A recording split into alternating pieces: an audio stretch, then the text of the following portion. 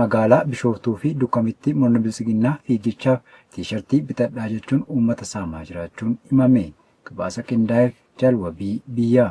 Godina Kaaba Shaggar magaalaa Bishooftuu fi Duukam keessatti murni bilisiginnaa saamicha baratee gaafa 2025 irraa eegalee fiigichaaf tiishartii bitadhaa ittiin jechuun uummata irratti saamicha raawwachaa akka jiran jiraattonni magaalaa kanneenii arraata biyyoolessa Oromiyaatti himan. Gareen bilisiginnaa tooftaa saamichaa adda addaa guyyaa guyyaan maqaa gibiraa golgaa godhachuun bocanii uummata saamaa jiraachuun isaanii kan beekamu yoo ta'u, gochaa saamicha kanaa babal'ifachuun sagantaa fiigicha biyyaaf jedhu dilbata dhufuu akka adeemsifamu bittilachuun dirqamaan namni 50 ol ta'u fiiguu qaba jechuun tiishartii qulqullinni isaa gadi bu'aa ta'e qopheessuun tokkoo isaa qarshii 900 uummata qaala'insa jireenyaa ittiin taphataa jiru cufa daandii fi dunkaana daldaltoota hojjettoota dhaabbilee garaagaraa konkolaachistootaa fi kanneen birootti dirqamaan gurguraa akka jiran jiraattonni magaalota kanneenii ONM'f eeraniiru. Bifuma kanaan hojjettoonni siivilii fi waraanaa humna qilleensaa impaarettii keessatti kutaa adda addaa ogummaan hojjetanii fi kanneen biroo dirqamaan akka bitan taasisuun hojjettoonni dhaabbatichaa balaaleffachaa akka jiran keessa beektonni ifoomsaniiru. Hojii gaggeessaan dhaabbatichaa Yilmaa Mardaasaa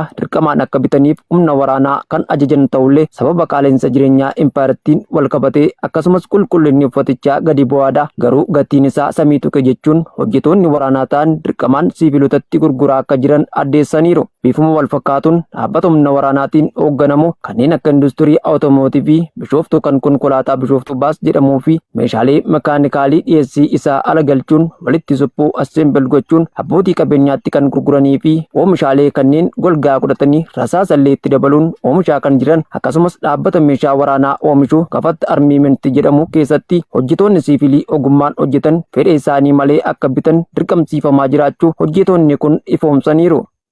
Godinni Wallaggaa aanaa Boojii Coqorsaa keessatti murna maafiyaa piipiin dararaan jiraattota irratti hammaachuun ibsame. Jaalebuu dhugaa dabalata qabdi.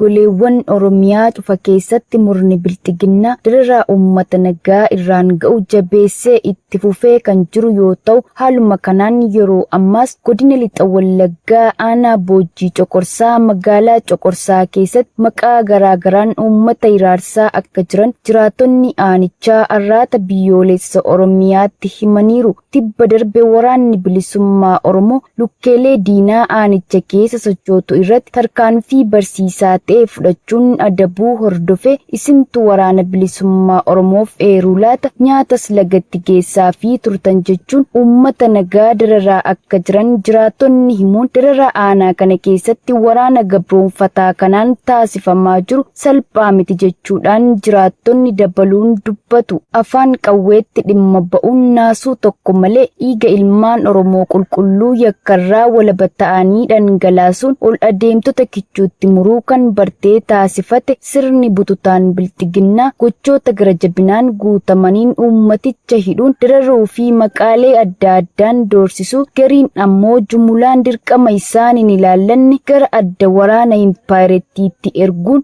uummata guddaa salphinaan weerare safuu fi safeeffannaa duudhaa saba bal'aa cabsuun aangoo isaatti fayyadamee hammeenyummaa daran hamaatee raawwachuu akkuma itti fufeetti jiraachuun isaa kan beekamudha. Kibba Oromiyaa godina Booranaa fi Gujiitti saamicha hidhaa gudeeddaa fi dararaan haalaan ulfaataa jiraachuun himame. Guutuu gabaasa kanaaf Jaalbilisee Sabaa. Godinaalee Booranaa fi Gujiitti hawwan dhibbaan lakkaa'aman gudeeddii waraana gabroonfataa piippiin irratti raawwachaa jiruun cinatti rakkoo hedduun uummata irra ga'aa jiraachuu jiraattonni arraata biyyoolessa Oromiyaatti himaniiru. Saamichi qabeenyaa amala murna bilisiginnaa yeroo hedduu yoo ta'u, bulchitoonnii fi aangaa'onni maallaqa uummataa saamuun qabeenya badhaadhina dhuunfaaf oolfachaa kan jiran hoggaa ta'u, addattuu godinaalee lamaan kanneen keessatti uummata gidirsaa jiru. Seeraan ala hidhamuu fi dararaan sarbama mirga namoomaa hamaa fi akka seera addunyaatiin kan nama gaafachiisu ta'us, murni bilisiginnaa garuu aanaalee godinichaa keessaa maqaa dharaan yakkee guyyaatti namoota dhibbaan lakkaa'aman hidhaa jira. Uummanni aanaalee godinichaa sodaa fi yaaddoo irraan kan ka'e kanneen maallaqa wayyaa qaban gara Finfinnee deemuun jiraachaa akka jiran ibsameera. Milishaan bilisiginnaa tokko aanaa Sayyoo keessatti hanqina tajaajila kennamaafii jiru mufachuun of ajjeesuun barame. Yaadannoo Oromiyaa dabalata qaba. Godina Qellem Wallaggaa aanaa Sayyoo bulchiinsa magaalaa Dullii keessatti dheengadda sadaasa 26/2025 galgala milishaan bilisiginnaa tokko hanqina tajaajila kennamuuf itti mufachuun qawween of ajjeesuun baramee jira. Milishaan PP of ajjeese kun maqaan isaa Taarikuu Yaadataa kan jedhamu yoo ta'u jiraataa magaalichaa humnaan qe'ee isaarraa qabamee barcuma Abiyyi Ahimad akka tiksaniif uummatatti bobbaafaman keessaa tokkodha. Roobii dheengaddaa waraana bilisiginnaa maqaa raayyaa ittisaan waamaman waliin dirqama magaalaa Dullii irraa gara gandoota itti dhiyootti yeroo ba'anitti raayyaan ittisaa galaa ga'aa baattatee yoo deemu milishootaaf garuu osoo hin qoodamne bobba'uu fi dirqama boodas nyaatni addatti raayyaa ittisaaf kenname milishootaaf uummatarraa waanuma argan fuudhamuun walqabatee aarii keessa kan seene obbo Taarikuun halkan dheengaddaa of ajjeesee buluu hiriyootni isaa arraata biyyoolessa Oromiyaatti himaniiru. Taarikuun erga of ajjeesee bulee booda kaleessa reeffi isaa maatii isaaf kennamuun bulchiinsa magaalaa Dullii keessatti akka awwaalames barameera. Ajjechaa kanaan walqabatee mufiin milishoota PP magaalaa Dullii gidduutti kan dhalate yoo ta'u milishoonni achi keessaa gocha garaagarummaa faayidaa kana mufatan haalli akkasii kun itti deebinaan nuti akka Taarikuu of qofa hin ajjeesnu raayyaa ittisaa fi kaabinoota PP ajjeesnee duuna jechuun dhaadachaa turuu odeessi achi keessaa nu qaqqabe ni addeessa.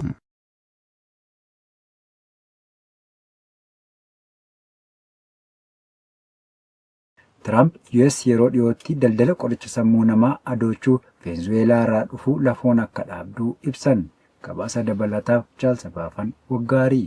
Yeroo dhiyoo asitti waldhabdeen Kaaraakas waliin hammaachaa dhufe gidduutti Ameerikaan daldala qoricha sammuu namaa adoochuu Venezuelaa lafoon irratti xiyyeeffachuu akka jalqabdu pirezidaantiin Ameerikaa Doonaald Tiraamp yoo ibsan, Venezuelaan garuu Waashingiten pirezidaantii Venezuelaa Niikoolaas Maaduroo kuffisuuf karoorfatte jechuun himatti. Tiraamp kamisa kaleessaa kana kan beeksisan humnoonni Ameerikaa garee xiyyaara fe'umsaa, xiyyaarota waraanaa dhoksaa fi loltoota kumaatamaan lakkaa'aman dabalatee torban hedduudhaaf naannoo Laatiin Ameerikaatti bobbaasuu isaanii ordofeeti. Kunis yeroo aleellaan Waashingiten dooniiwwan daldala qoricha sammuu namaa adoochuu jedhaman irratti raawwatte bishaan idil addunyaa keessatti namoota kurnan hedduu galaafatteetti. Dhugumatti lafee dugdaa humna qilleensaa Ameerikaati. Torbanneen darban keessas daldaltoota qoricha sammuu namaa adoochuu Venezuelaa ofirraa ittisuuf hojjechaa turtan. Isaan keessaa baay'eedha jechuun Tiraamp haasaa viidiyoo ayyaana galateeffannaa humnoota Ameerikaaf kennaniin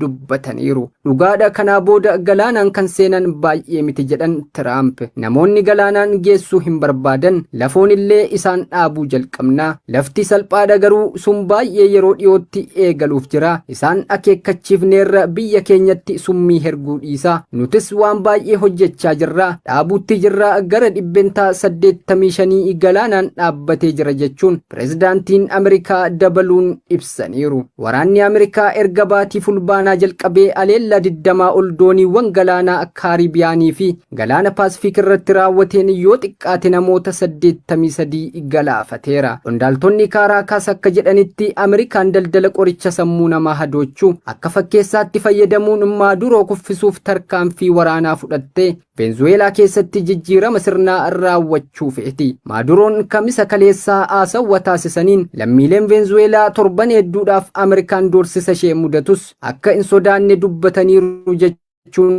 Aljeeziraan gabaaseera. Gootichi waraana bilisummaa Oromoo zoonii kibba baha Oromiyaa fi zoonii lixaa aanaalee garaagaraa keessatti diina adabuu beeksise.